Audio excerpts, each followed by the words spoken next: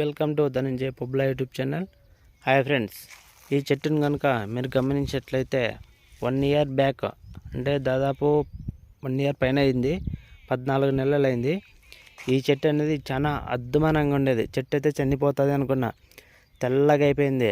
అసలు ఇగుర్లు కూడా లేవు, వచ్చినా కూడా తెల్లగా ఇగుర్లు వచ్చేటివి. అలాంటి చెట్టుకి నేను 4 రకాల మందులు అయితే పోయడం జరిగింది. అప్పుడు ఆ తర్వాత ఈ చెట్టు అనేది కోలుకుంది. ఈ చెట్టు ఇప్పుడు కనుక మనం చూసినట్టయితే ఎంత గుబురుగా పెరిగిందో చూడొచ్చు. మనం ఈ చెట్టు చనిపోతుందని చెప్పేసి పక్కన ఇంకో చెట్టు అయితే పెట్టడం జరిగింది, ఇదిగో. కానీ ఆ చెట్టు కూడా బ్రహ్మాండంగా వచ్చింది, ఈ చెట్టు బ్రహ్మాండంగా వచ్చింది. దీని జతలో ఇంకో చెట్టు కూడా అదే టైంలోనే ట్రీట్మెంట్ ఇచ్చాను, అది కూడా చూద్దాము ఒకసారి. ఆ రెండో చెట్టు అయితే ఇదే. ఇప్పుడు చూడొచ్చు ఎలా ఇదైందో, గుబురుగా బాగా పెరిగింది.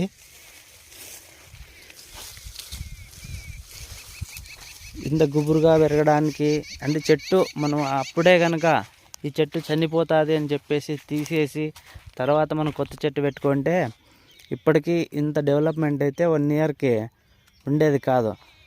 కానీ నేను నా సహనాన్ని కోల్పోకుండా ప్రయత్నించి ఒట్టి పుల్లంతా కట్ చేసి వచ్చిన ఇగురికి అట్లే వెంటనే మందులు స్ప్రే చేసి బాగా కాపాడుకోవడం వలన ఈ చెట్టు అనేది బాగా మనకి దక్కింది. ఎప్పుడూ కూడా ఒక చెట్టు చనిపోతుంది అంటే వెంటనే వదిలేయకండి. అందులోనూ మ్యాక్సిమం ఒక 17, 18 అంటే 17, 18 సంవత్సరాలు పైబడిన చెట్లయితే ఇంకా ఆశ వదిలేసుకోవచ్చు. కానీ మరీ చిన్న చెట్లను కూడా అవేవో కారణాల వల్ల ఇదవుతుంటాయి. దానిని మనం అనవసరంగా వదిలేయడం వల్ల కూడా చెట్టు చనిపోతుంది. ఇంకా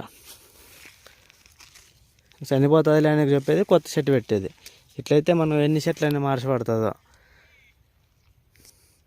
okay friends, thank you for watching. జై హింద్.